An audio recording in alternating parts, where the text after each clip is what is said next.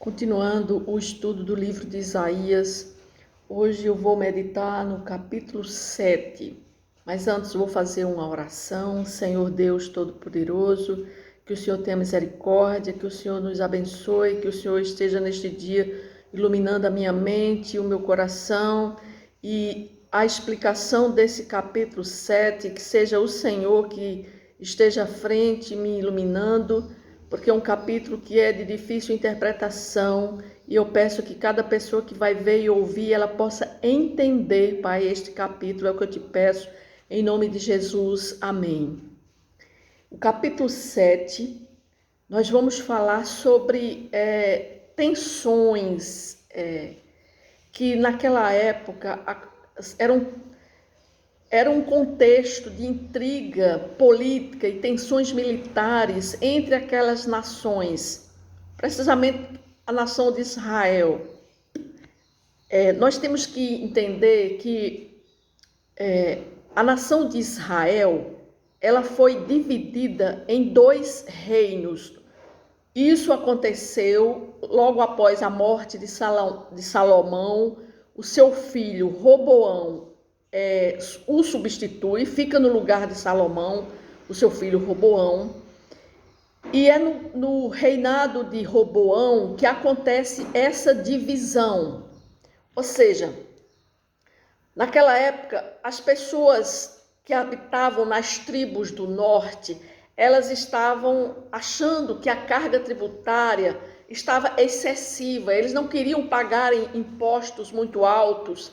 Então eles vieram falar com Roboão, o filho de Salomão, que ficou no lugar de Salomão, para que ele baixasse esses tributos, esses impostos.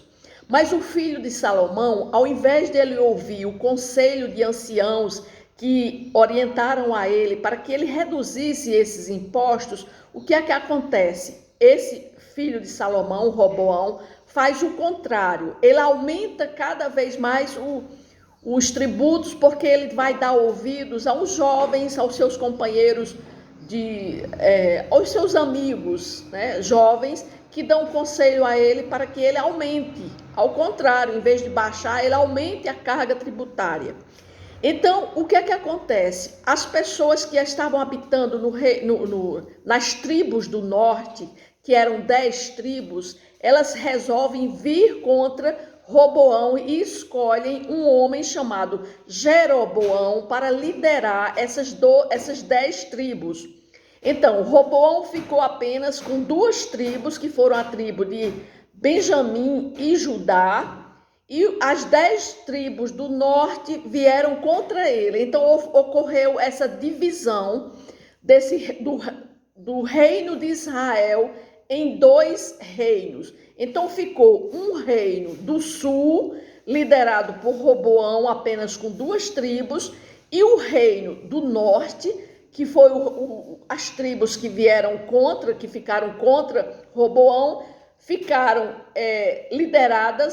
sendo lideradas por Jeroboão, que o consagraram rei. Então, Jeroboão se tornou rei dessas 10 tribos do norte. Então, essas 10 tribos do norte deu origem a Israel do norte, e Roboão ficou governando apenas com 2 tribos, sendo que o reino de Israel do sul. Então, Israel do sul ficou conhecido como Judá, capital Jerusalém. E o reino do norte ficou como Israel do norte, capital Samaria. Então, ficaram agora 2 reinos. E isso já vinha reinando. Então, o reino do sul, liderado por Roboão, depois ele morre, outro assume. Também o reino do norte, Jeroboão morreu, outro assumiu, e assim sucessivamente. E aqui nós vamos ver que vai acontecer uma profecia vai vir contra Israel do sul, ou seja, Judá, capital Jerusalém. Nessa época aqui, nós vimos que Isaías ele começou a profetizar quem estava no reinado, quando Isaías foi chamado para por Deus para ser um profeta, era seu primo ou era seu tio, chamado Uzias, né? Uzias era rei. Uzias morreu, inclusive nós vimos no capítulo anterior que Isaías chega no templo e ali ele tem um encontro, uma visão de Deus, né? Chamando Isaías para ser mensageiros da palavra de Deus para aquele povo. E isso foi no ano da morte do rei Uzias. Depois que o rei Uzias morre, quem assume o poder é o rei Acaz. Então começa o capítulo 7 dizendo assim: sucedeu nos dias de Acaz. Acaz foi um rei que não foi um rei muito fiel a Deus. Inclusive lá no livro de Crônicas nós vimos que ele construiu altares, para outros deuses dentro da nação do Reino do Sul, do Reino de Judá. Inclusive ele colocou o seu filho como sacrifício nessas adorações a outros deuses. Ou seja, Acaz foi um rei que foi contrário a Deus. Mas mesmo assim, Deus, através do profeta Isaías, mandava mensagens para ele. E aqui diz: sucedeu nos dias de Acaz, filho de Jotão, filho de Uzias, ou seja, ele era neto de Uzias, que tinha reinado anteriormente. Aí diz, rei de Judá. Aí diz que Rezim, rei da Síria, ou seja, a Síria era um outro país que ficava próximo de Judá, capital Jerusalém. Aí ele diz: quis Rezim, rei da Síria, e Peca, filho de Remalias, rei de Israel do norte, subiram a Jerusalém para pelejarem contra ela, contra Jerusalém. Porém, não prevaleceram contra ela. Por quê? Porque Deus ainda estava ali guardando a cidade de Jerusalém e não deixou que aqueles dois reis, que aquelas duas nações que vieram contra Jerusalém prevalecessem. Aí no versículo 2 diz assim: deu-se aviso à casa de Davi. A Síria está aliada com Efraim. Efraim é a mesma coisa do reino do norte. Por quê? Porque a tribo de Efraim ficava no reino do norte. Então o reino do norte, Israel do norte, era conhecida também como Efraim. Aí ele está dizendo: deu-se aviso à casa de Davi. A casa de Davi era o templo que ficava em Jerusalém. Então está dizendo que houve um aviso. Deus mandou esse aviso que a Síria, ou seja, o país da Síria, juntamente com Efraim, ou seja, o reino do norte, elas estavam aliadas. Então ficou agitado o coração de Acaz e o coração do seu povo, como se agitam as árvores do bosque com o vento. Ou seja, quando Acaz, o rei de Judá, capital Jerusalém, soube que o rei da Síria estava aliado com Israel do norte, conhecido como Efraim, estavam vindo contra Jerusalém, o que é que aconteceu? O coração do rei Acaz, juntamente com o seu povo, ficaram com tanto medo que eles se agitaram como as árvores do bosque com o vento, ou seja, tremeram de medo. Aí no versículo 3 disse assim: disse o Senhor a Isaías, agora sai tu com teu filho, que se chama Um Resto Volverá, ou seja, o nome do filho de Isaías era um resto volverá. Ele diz, e Deus dá uma ordem: vai ao encontro de Acaz, que está na outra extremidade do aqueduto do açude superior, junto ao caminho do campo do lavadeiro, e diga-lhe: acautela-te e aquieta-te, não temas, nem se desanime o teu coração, por causa destes 2 tocos de tições fumegantes. Quero que Deus estava mandando dizer ao rei Acaz que ele não temesse, que ele não tivesse medo, que ele não desanimasse, que ele não tivesse medo daqueles 2 tocos de tições fumegantes. Quem eram esses 2 tocos de tições fumegantes? O rei da Síria e o rei de Israel do Norte. Aí ele diz assim, aquieta-te, não temas, nem se desanime o teu coração por causa destes 2 tocos de tições fumegantes, por causa do ardor da ira de Rezim, ou seja, o rei da Síria, e do filho de Remalias, o rei do Israel do Norte. Porque a Síria resolveu te fazer mal, bem como Efraim, bem como Israel do Norte. E o filho de Remalias diz, olha só o que é que o filho de Remalias, o rei de Israel do Norte, ou também conhecido como Efraim, ele está dizendo: subamos contra Judá e amedrontemo-lo e conquistemo-a para nós e façamos reinar no meio deles o filho de Tabeal. Olha só a conversa do filho do rei de Israel do Norte. Tá? Ele dizendo ao rei da Síria: vamos se juntar, vamos ir contra Jerusalém e lá nós vamos deixar lá como o rei, vamos tirar o rei Acaz do reinado, vamos depor Acaz, tirar ele do reinado e vamos colocar no lugar dele Tabeal. Aí no versículo 7 diz: assim diz o Senhor, isto não subsistirá, nem tampouco acontecerá. Ou seja, eles estavam planejando atacar em Jerusalém, mas Deus diz: não vai acontecer nada disso. Isto não subsistirá, nem tampouco acontecerá. Aí Deus, a partir do versículo 8, ele já começa a dar uma profecia, Israel já dá uma profecia do que vai acontecer no futuro. Por quê? Porque a Assíria vai invadir o reino do norte e vai destruir totalmente o reino do norte. E como também Deus já estava dando uma profecia para a Síria. Aí ele diz: mas a capital da Síria será Damasco, e o cabeça de Damasco, Rezim.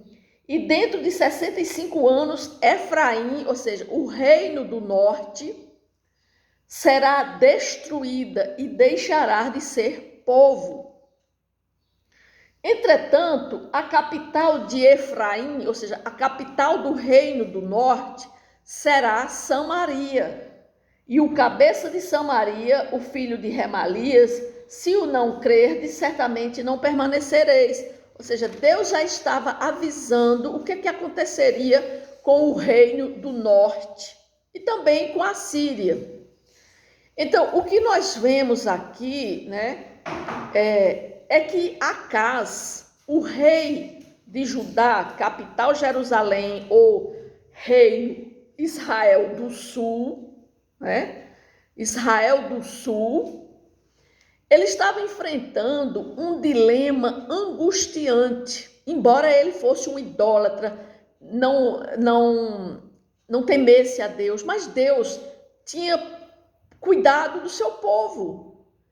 Então, por causa do seu povo, Deus mandava falar a ele através do profeta Isaías. Por quê? Porque as nações vizinhas, Israel do Norte e a Síria, elas estavam conspirando para conquistar Jerusalém, tirar Acaz do poder e colocar outra pessoa chamada Tabeal, como a gente viu aqui no versículo 7. Ou seja, eles estavam tramando contra Jerusalém. E a ameaça era real e iminente, e a situação política estava à beira do colapso. E era um momento crítico para o reino de Judá, ou seja, para o rei Acaz, né? E aqui nós vemos que eles mandam até informar a casa de Davi, né? Ou seja, que a Síria estava em aliança com o reino do norte, conhecido como Efraim, também chamado de Efraim, que eles estavam fazendo essa aliança para virem destruir Jerusalém, tirar Acaz do poder e colocar outra pessoa. Então, com isso, quando Acaz, o rei de Judá, ouve essa notícia, ele começa a tremer, e o povo também começa a temer, a tremer. E a palavra de Deus diz que eles tremiam tanto, igual a árvores do bosque com o vento. Ou seja, quando o vento vem e as árvores começam a tremer, eles estavam tremendo igual a isso. É uma figura de linguagem de comparação do que estava acontecendo com Acaz e o povo de Jerusalém, com medo daquela ameaça de invasão. Então, a notícia da aliança entre Síria e o reino do norte, e Israel do norte, ou Efraim, causou grande agitação em Jerusalém. Acaz e o seu povo ficaram alarmados, né? Então, o coração de Acaz estava repleto de preocupações, pois ele enfrentava uma situação grave de ameaça à segurança do seu reino. E essa reação de Acaz e de seu povo é compreensível. Por quê? Porque a aliança entre a Síria e Israel do norte representava uma força militar considerável, que tinha como alvo a conquista de Jerusalém, a capital de Judá. E queriam destronar Acaz e colocar outra pessoa no lugar deles. Ou seja, eles queriam conquistar Judá. Então, Acaz se encontrava diante de uma encruzilhada crítica e ele precisava tomar uma decisão crucial sobre como responder a essa ameaça. E ele estava diante de uma escolha que mudaria o futuro do seu reino. Então, aqui, mas Deus manda um recado para ele. Mesmo assim, diante daquela crise, né, Acaz, ele se deparou com uma ameaça aparentemente insuperável. Assim como ele, nós também podemos nos encontrar diante de desafios que nos fazem tremer de ansiedade. Ali aquele rei, o rei de Judá, capital de Jerusalém, estava tremendo de medo, estava com muito medo. No entanto, assim como Isaías, ele foi enviado por Deus para trazer uma mensagem de esperança e orientação para Acaz. Assim como Deus enviou Isaías para dar um alento àquele homem tão desesperado, com tanto medo, assim é conosco também. Nós podemos confiar que Deus está conosco em meio às dificuldades e Ele pode também mandar pessoas a dar uma mensagem, a falar uma mensagem de alento, de esperança. E este momento aqui na história de Judá, capital Jerusalém, serve como um lembrete que quando enfrentamos adversidades, dificuldades, em algumas situações críticas, nós devemos buscar a orientação de Deus e confiar na sua soberania. Ele é capaz de transformar mesmo as circunstâncias mais difíceis para cumprir seus propósitos. Então aqui nós vemos que Acaz, mesmo sendo um homem infiel, porque Acaz era um homem infiel, foi infiel a Deus, mas Deus estava pensando no seu povo. Então Deus manda uma orientação para quem? Para Acaz. Então disse o Senhor a Isaías: vai com teu filho, vai ao encontro de Acaz. Ele está na outra extremidade do aqueduto do açude superior. Deus diz até onde ele estava. Vai lá e diz a ele: aquieta-te, acautela-te e aquieta-te. Não temas, nem se desanime o teu coração, por causa desses 2 tocos de tições fumegantes. Deus aqui está dizendo: não tenha medo desses 2 tocos de tições fumegantes, desses 2 reinos, Síria e Israel do norte. Né? Ou seja, Deus, as palavras de Deus aqui para Acaz foram repletas de conforto e encorajamento. Isaías leva essa mensagem e Deus diz a Acaz para guardar e aquietar-se, indicando que ele não devia permitir que o medo o dominasse. Acaz, ele não precisava temer as ameaças de Rezim, o rei da Síria, e nem tampouco do filho de Remalias, chamado Peca, que era o rei de Israel do norte, conhecido também como Efraim. Então, essas ameaças, elas são comparadas como dois pedaços de tições fumegantes, assim foi que Deus disse aqui. Então, jamais aquele rei poderia estar se tremendo, se borrando de medo por causa dessas duas nações. E Deus manda dizer a eles, não temas. E Deus diz mais o que iria acontecer com o reino do norte e com a Síria. A partir do versículo 10 diz, e continuou o Senhor a falar com Acaz, rei de Judá, capital Jerusalém, dizendo, pede ao Senhor teu Deus um sinal, quer seja embaixo nas profundezas ou em cima nas alturas. Ou seja, Deus está dizendo a ele, peça a mim um sinal, que eu estarei contigo, que eles não vão prevalecer. Mas aquele rei, ele estava com tanto medo, ele estava tão desorientado, porque também ele não era um homem que temesse a Deus, ele já era um homem que já adorava, já tinha feito templos dedicados a outros deuses lá dentro do próprio do reino de Judá. Então aquele rei, o que é que ele diz? Não pedirei, nem tentarei o Senhor. Ou seja, ele não deu importância para aquele sinal que Deus estava dizendo que ia mandar para ele. Acaz, ele enfrentou uma situação de crises com a ameaça de Israel e a Síria querendo invadir Jerusalém.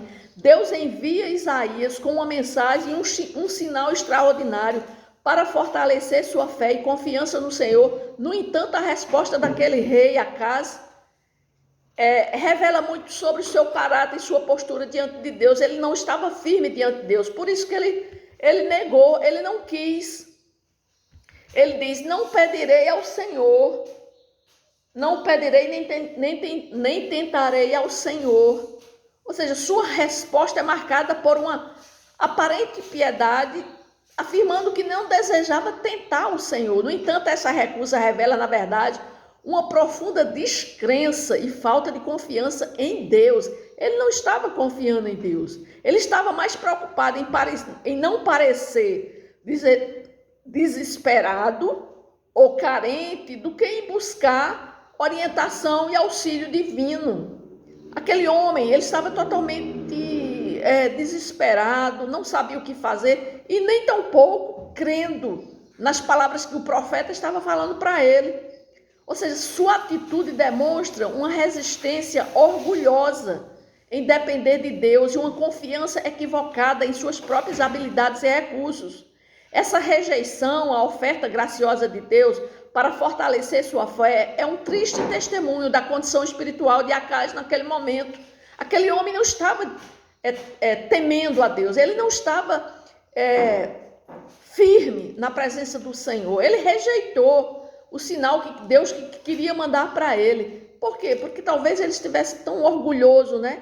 Achando que as suas habilidades seriam mais... Ele estava mais confiando em quê? Talvez nele mesmo, será?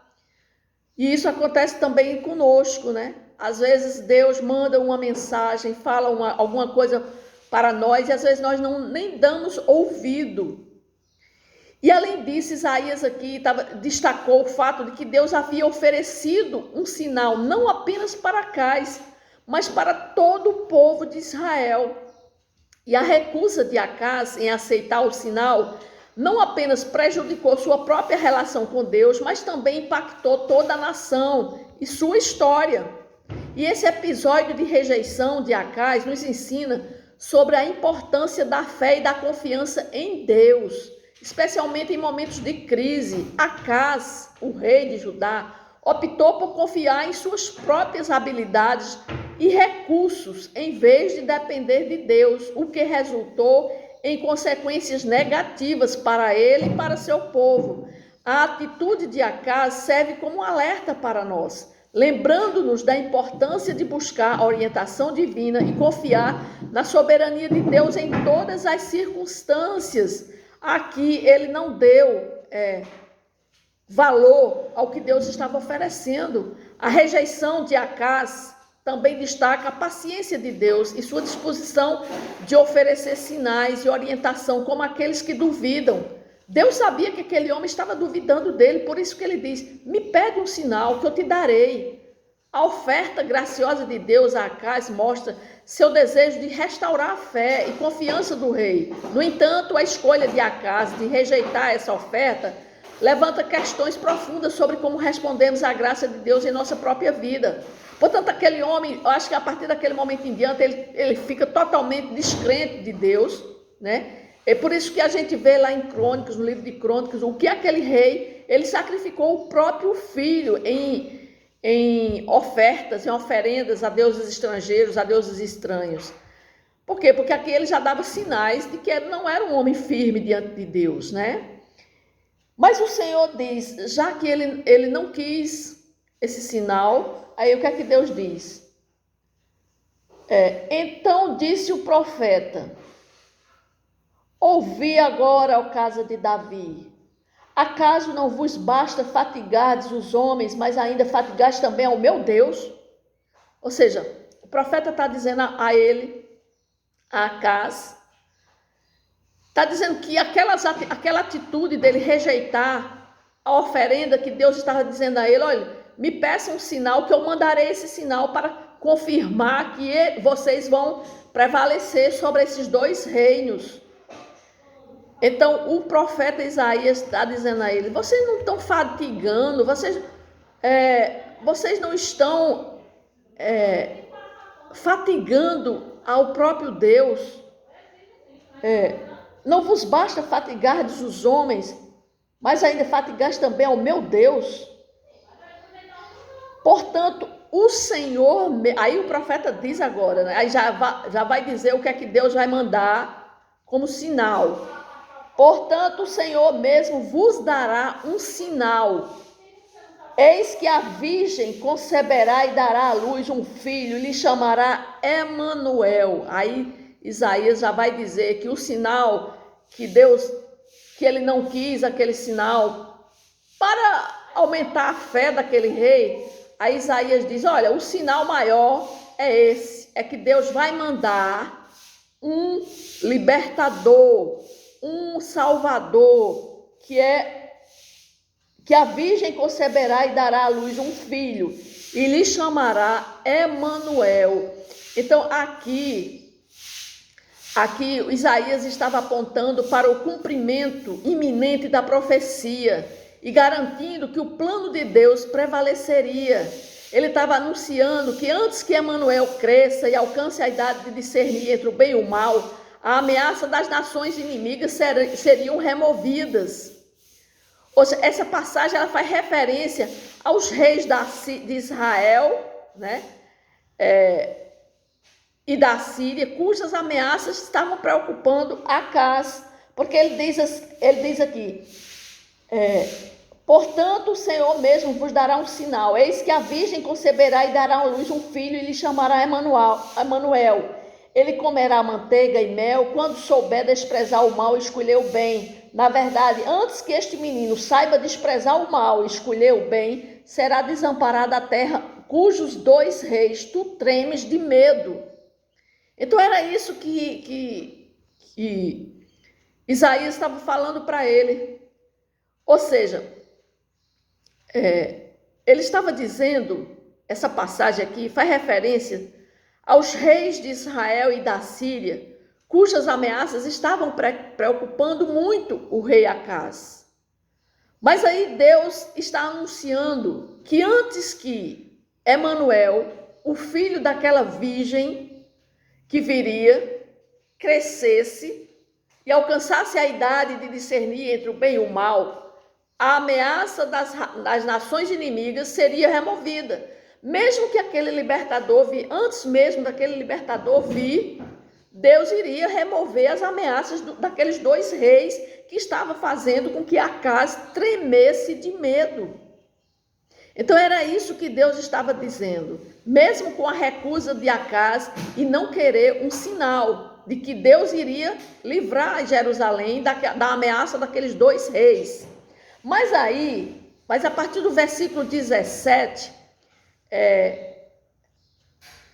A gente vê que o contexto histórico dessas profecias, elas se cumpriram em parte com a ascensão do Império Assírio, que trouxe devastação a Israel e a muitas regiões circunvizinhas. No entanto, essas palavras também apontam para um cumprimento futuro mais amplo e espiritual com a vinda de Jesus Cristo, com o Espírito, com o Emanuel prometido. Então aqui nós vamos ver que Deus ainda vai dar uma profecia do que iria acontecer com a invasão da Síria sobre o reino do norte. E a promessa de julgamento e redenção aqui em Isaías é um lembrete da complexidade dos planos de Deus e de sua capacidade de usar eventos históricos para cumprir seus propósitos eternos. Ao mesmo tempo em que ele anuncia o julgamento sobre o mal, essa passagem aqui oferece a esperança de um Salvador, de Emanuel, que traria a presença de Deus para habitar entre seu povo. Então aqui, durante aquelas ameaças daqueles dois reis, ao rei de Judá, Acaz, que ele oferece, pergunta se o rei quer um sinal de como Deus vai livrá-los, e o rei não quer, mas aí Deus volta à tona e fala do sinal, que iria ter um sinal com a vinda do Messias. Era o Messias que viria estabelecer paz à terra, porque enquanto até lá ele chegasse, iriam acontecer muitas e muitas lutas.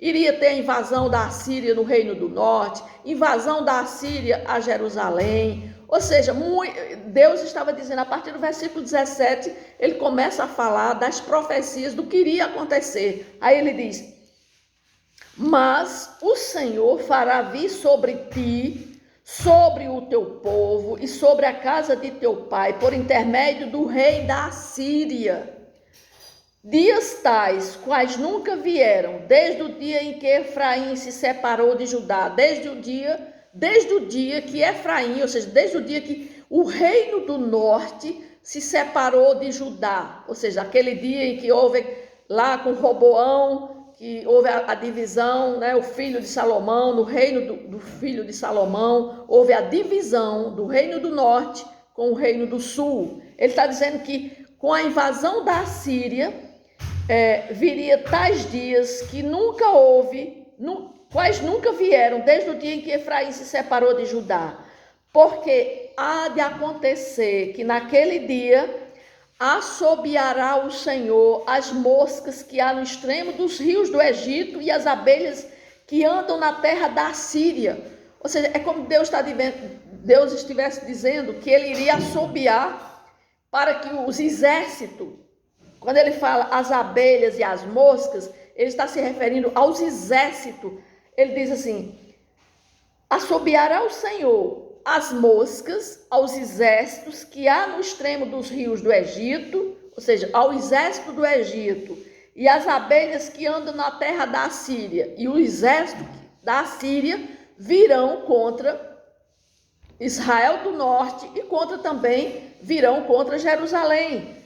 Aí diz assim: elas virão e pousarão todas nos vales profundos, nas fendas das rochas, em todos os espinhos e em todos os pastios. Deus estava dizendo, né, que ele iria permitir, por causa da desobediência daquele povo de Israel, de Jerusalém, tanto de Israel do sul quanto de Israel do norte, a rebeldia daquele povo iria trazer consequências. E a consequência Deus já estava dizendo, já estava profetizando que antes da vinda do Messias, do filho, antes da virgem ficar grávida, que traria o Messias para trazer paz à terra, para trazer paz à nação de Israel.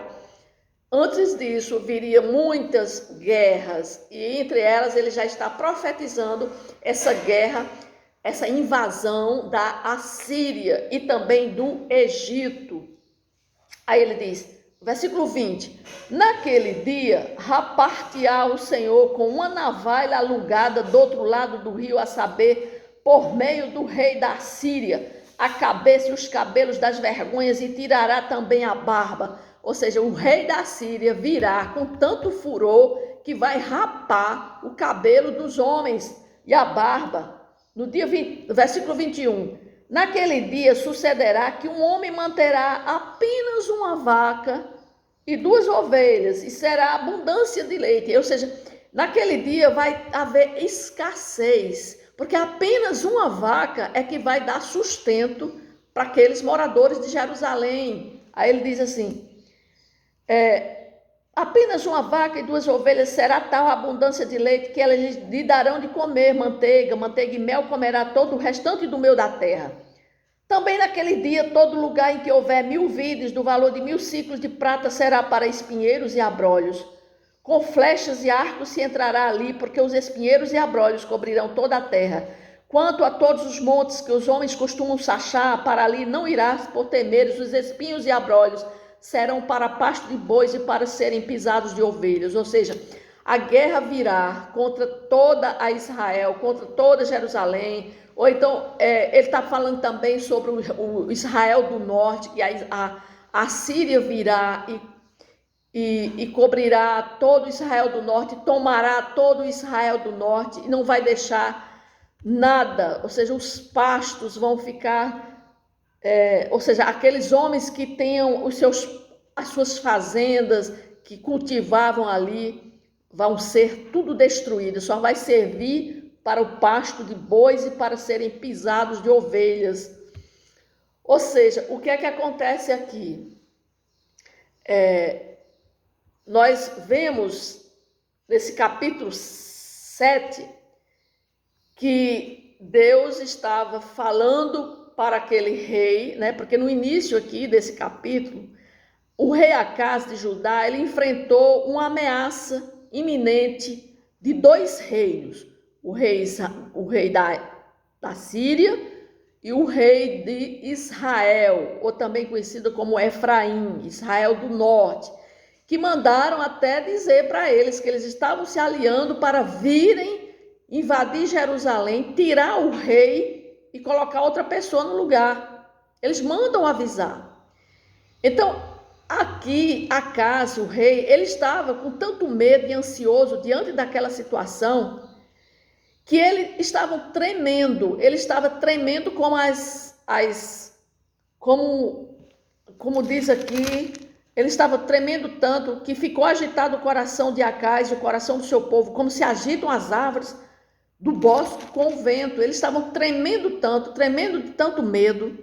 Então, muitas vezes, nós temos que extrair dessa parte desse capítulo a busca pela confiança em tempos de medo. Aquele homem, aquele rei, aquele povo estavam com tanto medo, mas eles não estavam buscando a Deus, não estavam querendo buscar a Deus. É tanto que o próprio profeta é Isaías, que é Deus que manda Isaías lá procurar por eles, para falar para eles. Mas eles não estavam nem aí, eles estavam se tremendo, com muito medo, mas não estavam se importando de orar, de buscar a Deus.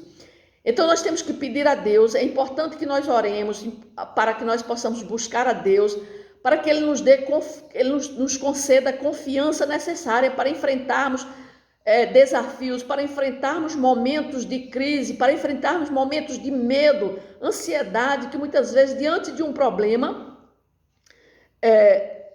nós podemos sentir medo, né?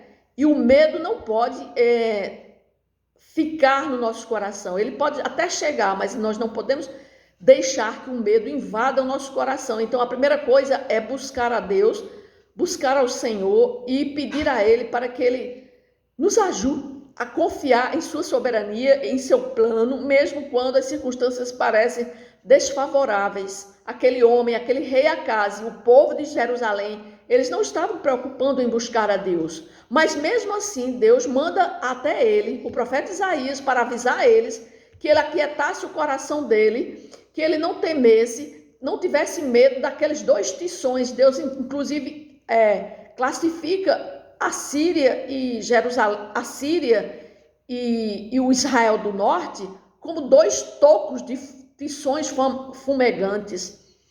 Então, quando o profeta Isaías oferece também a Acaz um sinal de Deus, o rei escolhe rejeitá-lo. Ou seja, Isaías vai lá, diz a ele que Deus está mandando, dizendo a ele que ele aquietasse o coração, e diz a ele que ele pedisse a Deus um sinal, mas ele não quer o sinal. Isso ressalta a importância que nós temos que nos arrepender se em algum momento a gente rejeitou a orientação de Deus. Nós temos que nos arrepender, nós temos que orar para que quando enfrentarmos decisões difíceis, nós tenhamos a humildade de buscar a orientação de Deus e aceitá-la. E aquilo que Deus disser para que nós possamos fazer, nós temos que fazer, mesmo que às vezes a decisão de Deus para a nossa vida não seja do nosso agrado, mas é a decisão que Deus tomou para a nossa vida, nós temos que acatar. Aquele rei, ele não quis saber da orientação de Deus, do que Deus estava oferecendo para ele. Que jamais nós sejamos também como aquele rei. Nós temos que estarmos humildes para aceitarmos, seja qual for a decisão de Deus, né? Às vezes uma pessoa está com uma pessoa doente, né? E às vezes vem uma decisão, né, de Deus, às vezes Deus tira, leva, e às vezes as pessoas se revoltam. Por que Deus não, né, Deus levou aquela pessoa, né? É porque às vezes a gente tem que respeitar a decisão de Deus. E outra coisa também, a visão de Isaías sobre o julgamento, né? Isaías nos lembra aqui que nós temos que orar pedindo a Ele para transformar e restaurar a nossa vida. Pedir a Deus que Ele nos ajude a abandonar o mal, escolher o bem e viver em retidão. É um motivo de orgulho, né? Ou seja, uma pessoa que anda em retidão. Nós temos que andar em retidão diante de Deus. Nós temos que orar por essa restauração na nossa vida. Nós temos que andar. Se nós não estamos andando em retidão diante de Deus, nós temos que pedir perdão a Ele e voltarmos para uma vida restaurada, para andarmos diante dEle, em andar em obediência aos seus caminhos, à sua palavra, porque senão Ele manda consequências, assim como Ele mandou o profeta Isaías profetizar do que iria e viria a acontecer no futuro com essas nações, principalmente com a nação de Israel, porque estava tão desobediente à vontade de Deus. Então ele aí já começa a profetizar os males que viriam para Jerusalém, os males que viriam também para o reino do norte, para aquele rei que estava vindo ele vinha afrontar e lutar contra os seus irmãos, que era o reino do sul. E Deus também manda uma profecia para eles, para a invasão que viria da Assíria. Então é isso que esse capítulo 7 nos mostra, amém?